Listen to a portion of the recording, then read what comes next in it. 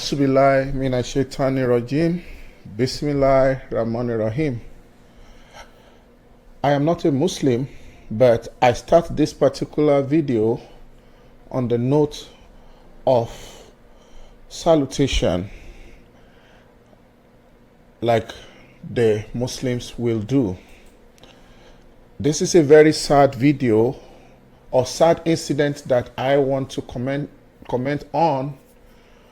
It involves a father who vows to kill his own child because the child is slow in learning Arabic language. The father whipped his son with a belt, farm belt.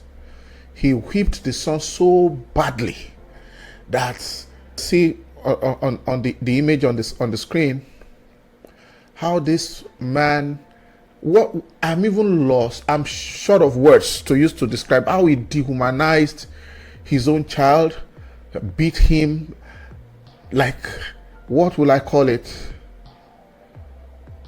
Some people who are not so versatile in English will say, for what reason? Because a child is not understanding the Arabic language that is being taught? What? Question. This father that is beating the son because the child is not proficient in Arabic, he sent him to Arabic school, he's not getting it. Is this father Arabic? This is a Yoruba father, oh people. Is he an Arab? Is that man living in Arabia? If that child was born in Arabia, he won't even need to go to school to learn the Arabic. He will know Arabic by instinct. Arabic will be his mother tongue. Now the father wants to kill this child because of religious sentiment. Is this language, with due regards to Muslims, is it a passport to Al-Jannah? I think there are 5 pillars of Islam. I have not seen being able to recite the Quran, or maybe I'm wrong, you can correct me in the comment section if that is one of the pillars of Islam. Even if it is, how many people are fulfilling the 5 pillars? Many people will never go to Mecca because they can't afford it. Most of the things that are being said, okay, you have to make pilgrimage to Mecca, I'm not querying their religion, but it was a small world within their own world then. But anyway, let's go into all of that. If you are yet to subscribe to this channel, please kindly click the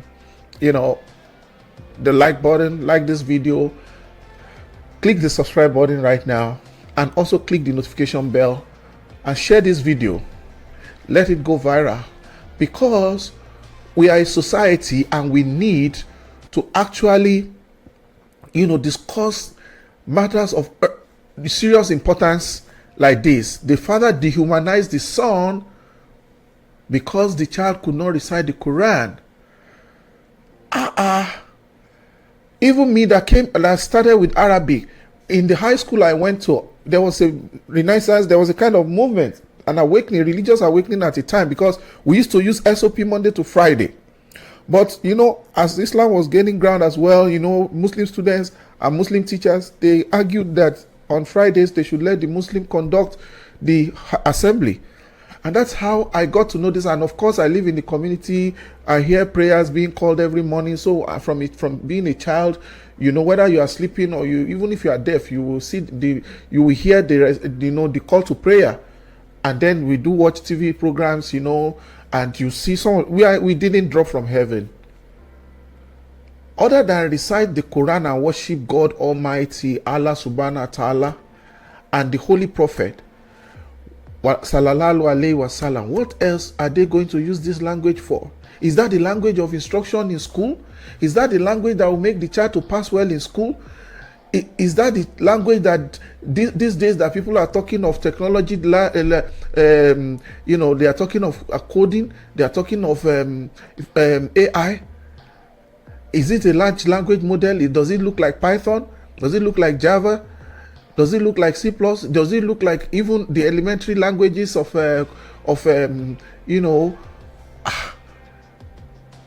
we will leave leprosy and be treating the ringworm? What can you call this? Is this Christian and Muslim? Is this religion or disgrace? Are we into religion or madness? both Christian and Muslim. This is the child abuse of the highest order. You know, these people online, they will say violence. Violence. Another name for violence is cruelty. This is cruelty. If a human being does what this father did to his son, to an animal, in some parts of the world, the man will go to jail. He may not come back. He will go in for it for a long time to come. That's cruelty of the highest order. That's violence. Many fathers do this to their children. Some still do it. Even when we're growing up, in the days, those days were not days of social media or internet. Otherwise, parents do this crazy, they do these horrible things in, molesting their children this way. The child was said to have even fainted. You can see how bad it was. This whole thing about Christian and Muslim religion, guys, what is it now? Who messed us up this way? Who did this to us? Why is so much, everything is understood upside down by the adherents of this religions? They brought religion to us and took our brain away. That's what is called brainwashing. We have been so brainwashed that we are behaving holier than thou. We are behaving more Catholic than the Pope. We are behaving more Muslim than the Holy Prophet sallallahu alaihi wasallam. Did you see the back of that innocent child? When that video started, when I first saw it, when it was shared to me, I didn't even know it was a human being's back. It looks like a pattern that you will make on a cloth, like textile, like, a kind of design. Oh my gosh. Look at the back of that innocent child. Can you see his eyes? It was so swollen. The eyes is shut. The child cannot open it. Can you imagine? If the father wants to be an Arabic professor, why doesn't he go and do it himself and leave the poor child alone? On the street, they will say, if you know they, you know they. If this child is not getting it, he's not getting it.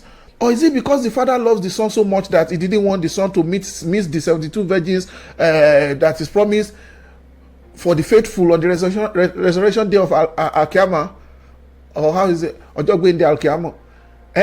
The father beat his son this way and still expect this son. This same father will expect this boy to practice that Islam when he grows up. It's left to the boy, but with this trauma, would this child ever believe it or follow that religion? From the narrative of those women on that video, the man threatened to kill the son. What? For not being proficient at Arabic, just that? Did the God of Quran send this man to do that? Even Allah subhanahu wa ta'ala himself, will he forgive this guy for that? Arabic is just a language, for crying out loud. It's just like Yoruba or English. There's nothing sacred about it. Even the Holy Quran has been interpreted to several languages. I think they have Yoruba Quran now, if I'm not wrong. I'm not a Muslim.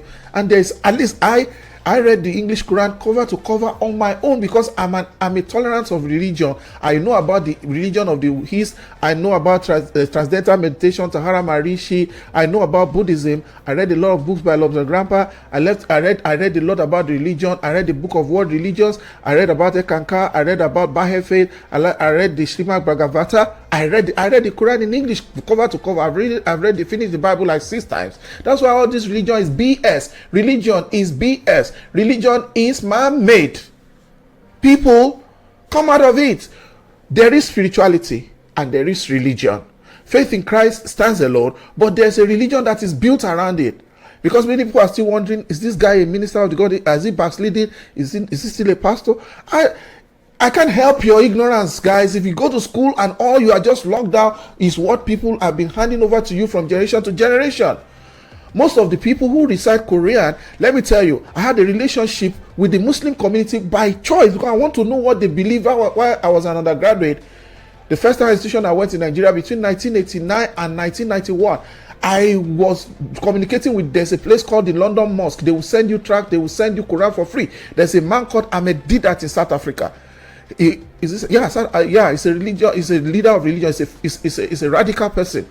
They will send me tracts, they send the Bible, the Quran to me for free. It is small volumes. I first saw it with a friend who was a Muslim. There are small pocket volumes that is even scribbled in Arabic, and there are some that are even in English. That's me, a Christian. How much more a Muslim? Many of this the father that is almost killing his child, maybe he cannot even make a sentence in Arabic. A lot of people that go on pilgrimage, they don't even understand the language because all they did was to cram the Quran. You know, even in the Muslim, they will say the person recite, study the Holy Quran and also study the interpretation. Okay, tomorrow. There's the Quran itself by cramming it, and then there's also the interpretation. Why do you need to cram something that you can easily read? Why do you need to interpret it? Because it's not your original language, and that was the way it is passed down as a tradition, which is okay. Nobody should query the way the template religion is being managed. But this is the everyday language of some other people from other places. Is it that they put spanner in our head and started turning it? What happened? Are we skon people? When these people travel for Hajj, they need interpreters.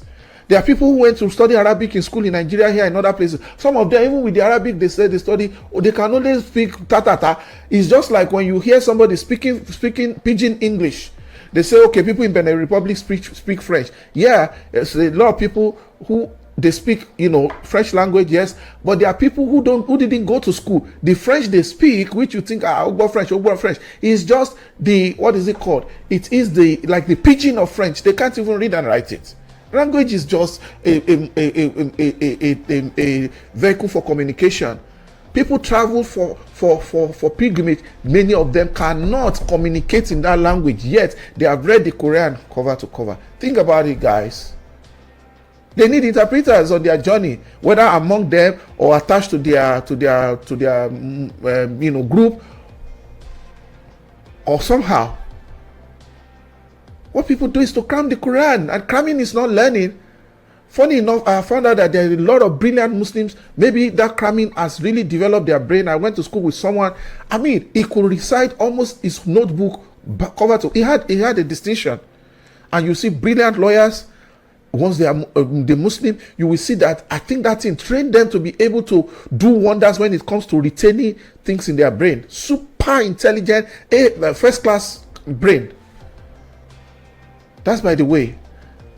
If that man could do this wickedness, he could deal with his son wickedly like this. What will he do to other people's children? See, I'm not here to judge, but this man should not go unpunished because he needs to be used as an example for others because there are parents who traumatize children like that. Some children run away from home, they end up at the bus stop, they end up in crime, they end up just because they cannot stand that kind of maltreatment by the parent. These kind of things, what it does to children, what it does to them is called trauma, something that will live with them forever. Every time they remember it, is just it can drive them crazy. It can make them go hyper. It can just make them, it can really mess them up, right? It can trigger them. See, my advice on this one is that Muslim leaders should rise up. A lot of talk, a lot of talk about Islam and association with it's supposed to be a religion of peace, and people are not seeing that. They are seeing something else. If I was a Muslim, I would come for you directly, but I do not want to attack or just.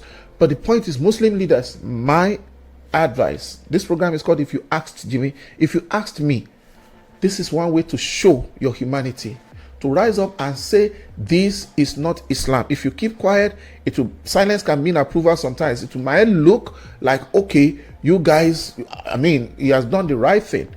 But if you rise to condemn it, other people, their parents that are still in the same WhatsApp group with this man, they are parents that they behave like this. They treat their children, they maltreat them in the name of trying to get them to follow the religion like this. You need to rise up and say, no, this is not an acceptable behavior. This is inhuman treatment. This is humanity to man. It is the inhumanity of a father to his son. This is not acceptable behavior, and the law enforcement need to follow this up because that man is mean. It's a danger to society. All good Muslim leaders, you have to rise up.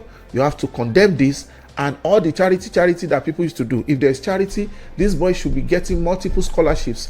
This child, if it is abroad, they will take the child from this man. He will never see that child again for the rest of his life. They will, the state, the social institution, the department, they will take the child.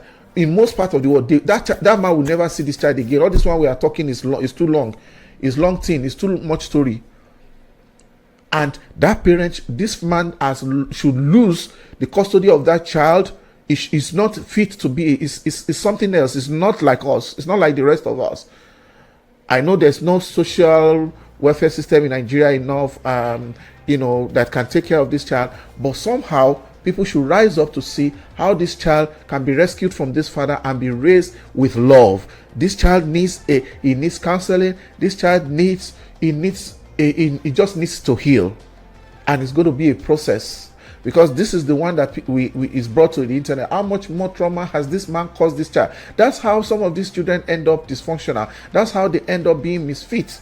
The social department should rise up to this. The state government, I don't know, I know it's a Yoruba state, whether it's Oyo, Ogun, Osun, or wherever, or Ekiti state, wherever the state this one are called, the government should rise up to it and go to the origin of this and make sure that they come through for this child, because our children should not be traumatized this way. They shouldn't be traumatized this way. Muslim leaders condemn this and begin to do all those narrating. I see them online when some people are unfortunate in their husband's house. People will contribute for them, start them up on business. When there's online fracas and all those things, people rise up. Good people should rise up and trace this boy and make him to have a good life and heal. Let him heal with peace. I can contribute to that kind of fund. I can contribute if it is genuine. I can contribute to it, to make this boy big, so that someday in future he'll be an advocate of peace, an advocate of proper parenting. What is lacking here is parenting. It's not even supposed to be a religious issue, but this man is not an example of a parent, not to talk of a good parent. This man should not go unpunished. Islam did not send him to do what he did. He's just a wicked person. That's all. For all parents out there, parents should learn how to handle children. Parents should learn how to handle situations with their children without violence or cruelty. There are parents who know that they are given to temper, they are temperamental, and some of them, they don't even touch their children at all, because they know that they don't know when to stop, and their strategy is not to start. Beating children, spanking them, whipping them is something we need to review in our part of the world. My son, I went out with him, after, I think he had graduated from the university at that time, and we're having a conversation, and he was reminding me certain things that we did together as a parent to child. He remembered a particular incident that has remained with him, and I had to help him to heal. It's nothing out of the ordinary, but what you think that would have happened in passing is still retained in the psyche of that child for so long. We always hugged, though. We hugged, and thank God I was so happy that he brought it up, because I was able to walk him through to see where that incident was coming from, and he fully understood, even though it's vicarious liability on my part, but I took responsibility. It's a grown up man, at least someone that has left the university, but I gave him a good hug. We had that conversation, and he saw that even though I didn't originate it, I take responsibility. I actually implemented it. And I'm saying this because nobody is perfect, but no parent should be evil this way, the way this man has been to his child. Parenting, we should need to get that in Africa. I'll be bringing guests to this show starting from this weekend. I think we should start with this parenting thing. Parenting is a skill. Any parent who is planning to have a child, or they are already having children, or have children already, they should cultivate the temperament and the techniques that it takes to deal with anger when their children are involved. I don't want this video to be too long. I'll stop it here. I'll wait to see what's your reaction to this video in the comment section. Please like this video, subscribe to my channel, share this video, share it, let it go around, and hit the notification button. What do you think of this situation? What do you think of a father who wants to kill his own child because the child is slow in learning Arabic? I think the man should say, 1 million astagfirullah. I'll use that to just sign out. Astagfirullah. On behalf of him, astagfirullah. Bye. See you on the next one. Bye.